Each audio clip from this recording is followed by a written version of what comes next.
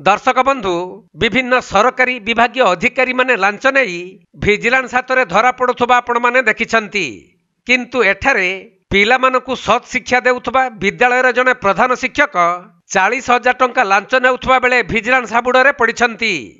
मिलिथिबा सूचना अनुसार कलाहांडी जिला गोलामुंडा ब्लॉक अंतर्गत लेटेर त्रिशक्ति उच्च विद्यालय रे 5T योजना रे काम होइथिला। आउ सही कामर बिल करदेवा स्कूल प्रधान शिक्षक द्रोणतांडी ठेकेदार जयराम साहू ठारू 40,000 टंका लांच नेउथबा बेले विजिलेंस विभाग अधिकारी माने तांकु रेड हैंड रे धरिछंती। परे स्कूल ऑफिस और तांको बासगृह रे विजिलेंस पक्षरु चढ़ाऊ करा जाई कागजपत्र जांच करा जाउथबा जना पड़िछि।